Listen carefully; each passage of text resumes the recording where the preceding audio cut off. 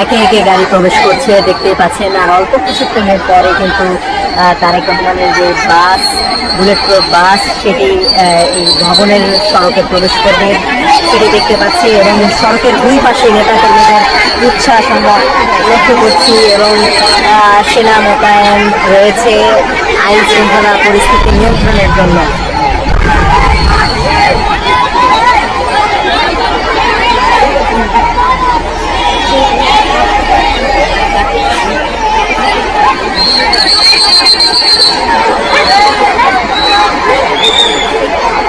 আমরা আর অল্প কিছুক্ষণের মধ্যেই তারেক রহমানের যে বুলেট প্রুফ বাস রয়েছে সেটি আপনাদেরকে দেখাতে পারবো।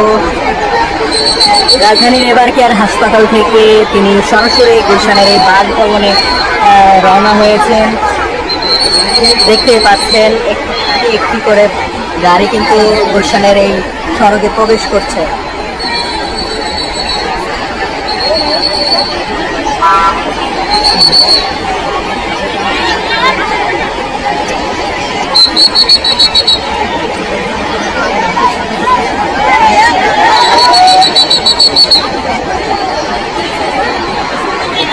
আমরা তারেক রহমানের যে বাস সেটি কিন্তু দেখতে পাচ্ছি। আর অল্প কিছুক্ষণের মধ্যেই কিন্তু আমরা সেটি আপনাদেরকে সরাসরি দেখানোর চেষ্টা করব।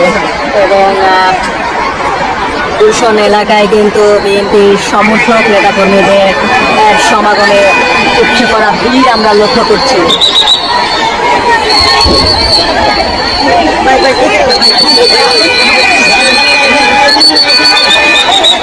দেখতেই পাচ্ছেন আর অল্প কিছুক্ষণ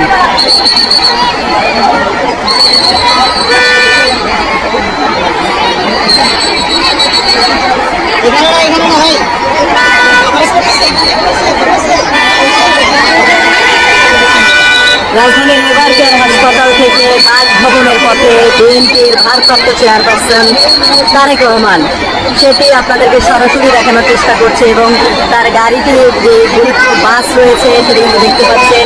সামনের সিটে বসে তিনি কিন্তু এই নেতাকর্মীদের হাত নাড়িয়ে উচ্ছ্বাস করছেন এবং দীর্ঘ এই সফরের পর কিন্তু তিনি তার বাসভবনে ফিরছেন। দীর্ঘ 17 বছর পর এই বাসভবনে তিনি ফিরছেন।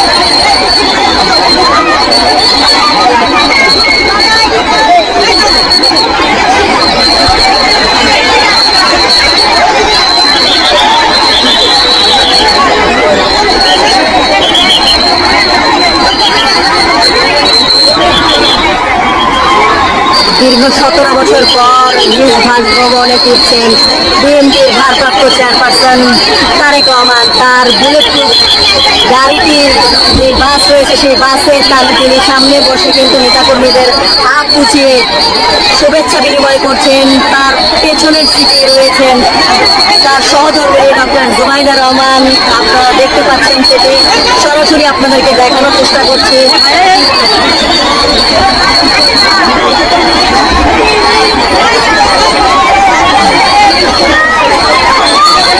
গুলশান বাসভবনে বিএনপির ভারপ্রাপ্ত চেয়ারম্যান তারেক রহমান হাত নাড়িয়ে সমর্থকদের নেতাকর্মীদের শুভেচ্ছা জানাচ্ছেন।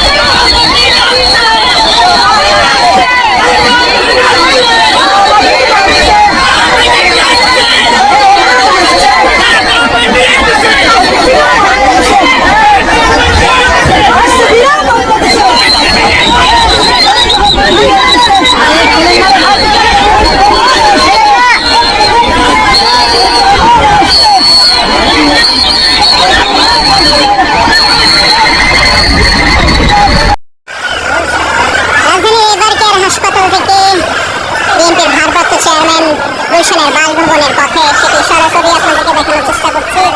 ইতিমধ্যেই গুলশানের এই সড়কে এসে পৌঁছেছেন এবং দেখতে পাচ্ছেন আইন শৃঙ্খলা রক্ষাকারী বাহিনী এবং নেতা কর্মীদের যে স্লোগানে মুখরিত হয়ে রয়েছে গুলশান এলাকা, এবং একটি একটি করে গাড়ি কিন্তু ভেতরে প্রবেশ করছেন এবং পুলিশ, বিজিবি, র্যাব এবং অন্যান্য আইন শৃঙ্খলা রক্ষাকারী বাহিনী কিন্তু এখানে রয়েছেন এবং আমরা আপনাদেরকে সেটি সরাসরি দেখানোর চেষ্টা করছি।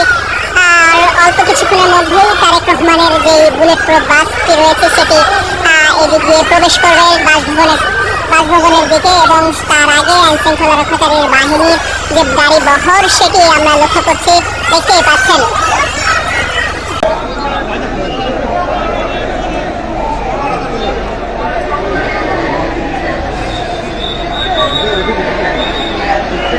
দীর্ঘ 17 বছরের পর কিন্তু বাংলাদেশে প্রবেশ করলেন তিনি, এবং বেলা 12:15টার দিকে হযরত শাহজালাল আন্তর্জাতিক বিমানবন্দরে তিনি অবতরণ করেছেন। এরপর রাজধানীর পূর্বাঞ্চলে কিন্তু